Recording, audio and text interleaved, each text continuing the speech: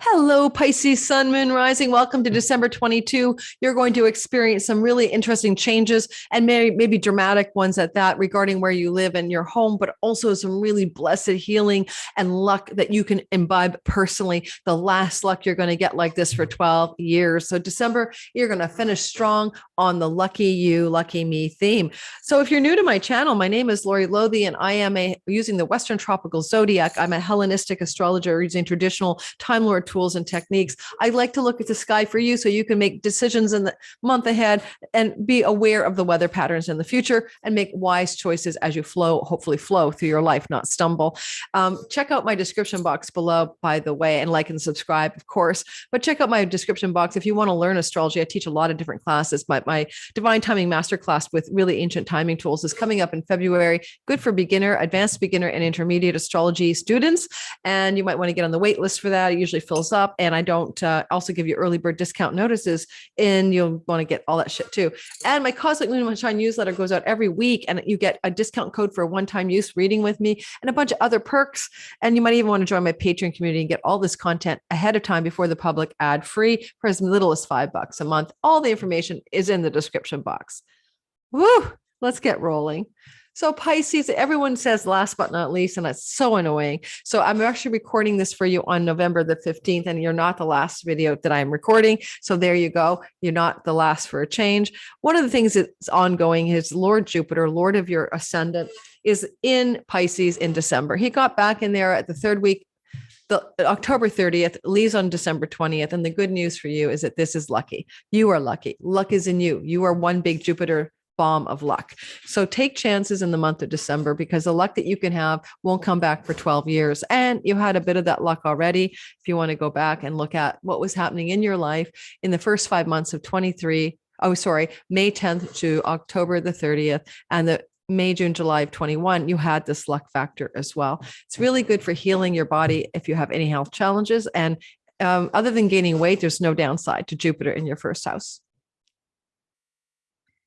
All right. So one of the things I want to say with this luck in your body energy field, it's a really good time to see experts or find healers or whatever. And other than putting on weight when Jupiter goes through your first house, and sometimes it also corresponds with muscle mass increase or pregnancy as well. It's just such a lucky period. And now you only have it until December the 20th. So you want to take advantage of it, and you want to really maximize what is the last of a lucky zone in your sky.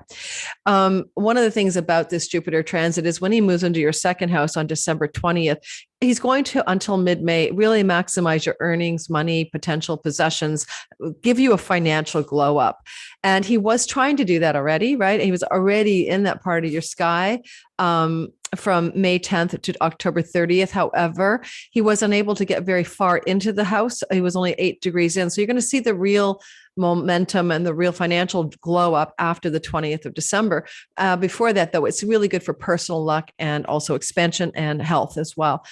The thing I want to talk about next is, I did mention in the sort of teaser the strong possibility of some changes regarding your home. And the reason I did that is there is a full moon happening on December the 7th, conjunct Mars, who has been retrograding in your fourth house since October 30th. Now, let's be clear about what this means. Mars has been in your fourth house of home, land, and real estate all the way back, guys, on August 20th, and doesn't leave until the third week of March. It's a once in a lifetime transit. Some of you are doing construction, renovating, or hammering away in the home. But the other meaning is conflict with somebody you live with, conflict in the home, fighting in the home. I often tell the story of my ex-husband had that transit in Aries in 2020 for 6 months, and 2 women he lived with were cat fighting in the home. So you may be having conflict with someone you live with, but also this is Mars, the god of change, in the house of home and land and real estate. In whole sign houses, if your IC is here in the fourth house of Gemini, it's even more so likely a change of home. And it's that full moon on December the 7th, which casts a completion light, a fullness energy on something that started back in May on the 30th in a new moon here that has something to do. So new moon, so the first 2 weeks of June, what considerations were ongoing in your Piscean life around property, residence, residential property, home, legacy wealth, inheritance money, maybe the mother, stories about the mother, the ancestral stories even. But now it's back again. And because this full moon is conjunct at 16 degrees Mars, squaring Juno, the goddess of agreements, contracts, vows, and fidelity, there is a breaking of an agreement here. And it's the Juno in the house of you. So maybe you're going to break an agreement, but there's some kind of potential agreement, contract energy, vow energy, partnering energy coming to a kind of breaking energy with the moon on the 7th. Now, the full moon on the 7th can also play out over the 2 weeks that follow. So I definitely want to say some of you are having some residential home changes that are quite significant in the wake of that full moon. Mars does go direct on January 12th, which could be where the decisions that are being made in December are now going to be enacted upon in the month of January. Okay, so let's keep going and talk about other stories in the month of December for you. I was just highlighting what I thought was the most important. First of all, let's go a little more chronological and talk about Venus and Mercury. Every single December, they enter into Capricorn, or they join Pluto, who's been there since 2008. And this year, we also have Hygeia joining the fray later in the month as well, closer to the 20th. What does this mean? It means that you have a bulk of energy constellated, weighting down your 11th house, or concentrated in the 11th house of your friends and social networks, groups of belonging, great gains from your career, sometimes financial windfalls like pennies from heaven, your hopes, dreams, and wishes for your life. So every December, these themes are really prominent in your life. This year, it's Mercury entering in first on December 6th to your 11th house. This can be communications, phone calls, text messages, and emails with larger social groups of networks. This can also mean connection to an eldest sibling through phone calls, emails, and lots of discussion going on. And then on December 10th, what happens is a Venus enters in there, and now you get this glow up. This is really good for money coming in from your career. This could be promotions and raises that happen every year at this time, but it's really good this year because we also have other factors, which I'll get to.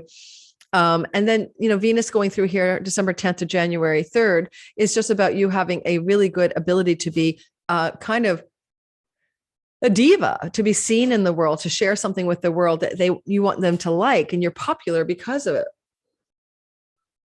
It's good for selling something as well, a product or a service. Now, what'll happen here, my brain is going off. I've been talking all day. What is happening here is that Hygeia is a part of this space. And on the 23rd of December, there is a new beginning, fresh start, new moon, conjunct Hygeia at 1 degree of Capricorn. There's a profound level of new beginnings and healing happening here. Now, the first 2 weeks after, right, until like the first week of January, you're in the afterglow. The full culmination of this will be at a full moon in the summertime in July. So you're basically looking June, July. So you're looking at this kind of vibe of a profound healing of some sort of woundedness or challenge you've had in having great gains from your career, of having a good connection to an eldest sibling, of having a lots of enjoyment of your friends, family, friends and extended social groups and networks. It's like a vibe of healing, a healing of your dreams and wishes for your own life. So it's kind of subtle in the sense that some of that 11th house is subtle, but some of it's just about ka-ching from your money that you've been doing. You can accrue and rewards and awards from your work or career path. Next, I want to talk about, the fact that Mercury retrogrades here and doesn't leave your 11th house until sometime in February. And this therefore suggests that you're going to be doing a lot of marketing, merchandising, and selling or communicating energies regarding how to amplify your gains from your career, or how to connect to an eldest sibling, or how to socialize and get involved with larger groups of belonging. So that's a longer term theme. I do want to say that there is this window of time we'll get to in a minute at the end of December where there's some strong developments up here. But let's go back to the chronology of the month as we finish this story.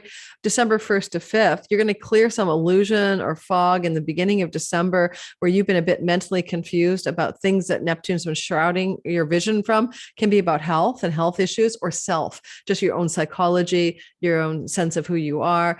and who you are, maybe in relationship to what you wish to become as a career or a life purpose. And there's a real clarity emerging in the first week of December, especially the first to the second. That's a Mercury Neptune event.